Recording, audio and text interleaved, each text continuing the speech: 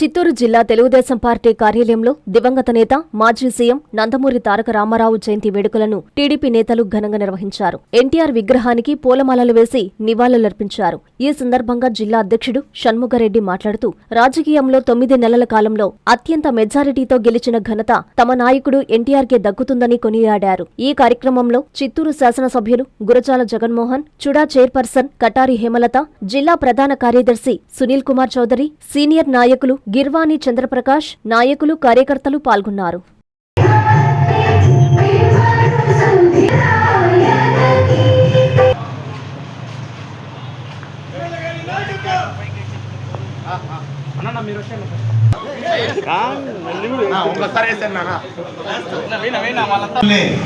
ఈరోజు ఈ రాష్ట్రాన్ని ముందుండి నడిపిస్తున్నటువంటి సందర్భం.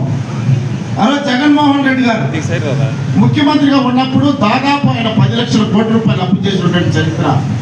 రాష్ట్ర విభజన జరిగితే కనీసం కూర్చోవడానికి కూడా ఆ రోజు బిల్డింగ్ లేనటువంటి సందర్భం, ఉద్యోగస్తులకి జీతాలు ఇవ్వనటువంటి సందర్భం, ఉండడానికి కనీసం కార్యాలయం నుంచి పరిపాలన అందించాలంటే కూడా అవకాశం లేనటువంటి సందర్భంలో ఒక తాత్కాలికమైనటువంటి షెడ్లు నిర్మించుకొని పరిపాలన స్టార్ట్ చేస్తే ఈరోజు ఆంధ్రప్రదేశ్లో అందరూ కూడా ఎదురు చూస్తున్నారు. ఆంధ్రప్రదేశ్లో నెంబర్ 1గా ఉన్నటువంటి రాష్ట్రంగా, పెట్టుబడుల ఆకర్షణ రాష్ట్రంగా తీసుకెళ్తున్నటువంటి సందర్భం ఒక నారా చంద్రబాబు నాయుడు గారికి చెప్పింది. మీ అందరికీ తెలుసు, ఈరోజు ఒక ప్రత్యేకమైనటువంటి మళ్ళా ఒక రోజు ఉంది.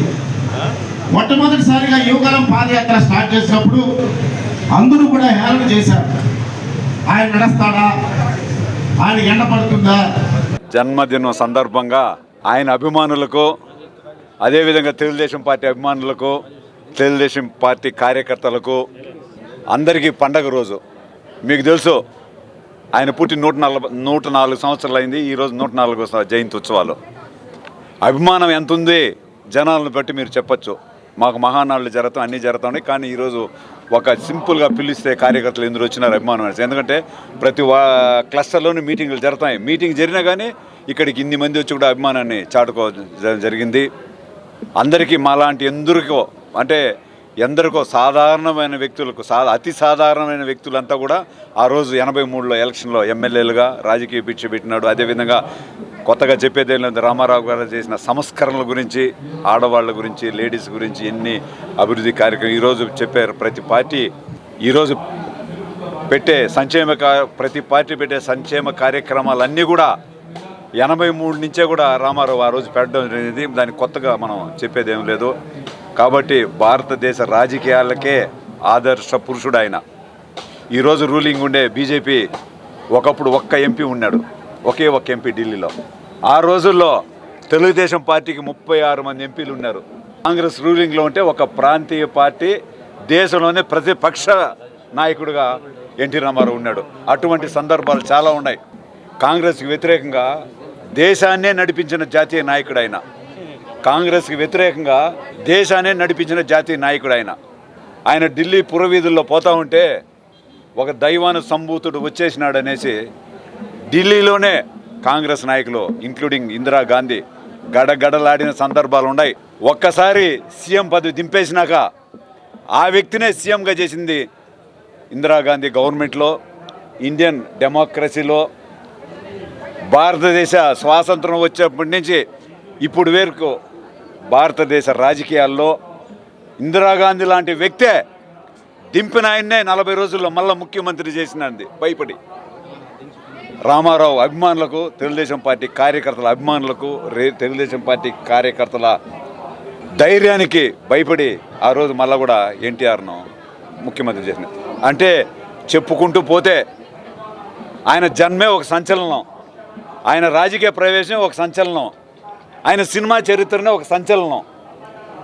ఏదైనా నందమూరి తారక రామారావు అంటే నందమూరి తారక రామారావే ఆదర్శ పురుషుడు, క్రమశిక్షణకు మారు పేరు.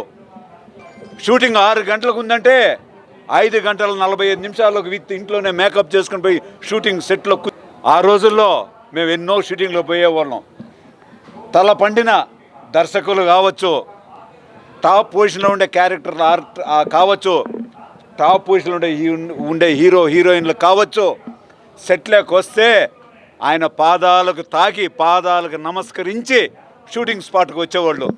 అటువంటి చరిత్ర సినీ ఫీల్డ్లో, యావత్ భారతదేశ సినీ ఫీల్డ్లో ఎవరికి లేదని చెప్పేదానికి రామారావు అభిమానిగా మేము గర్వపడతా ఉండాం.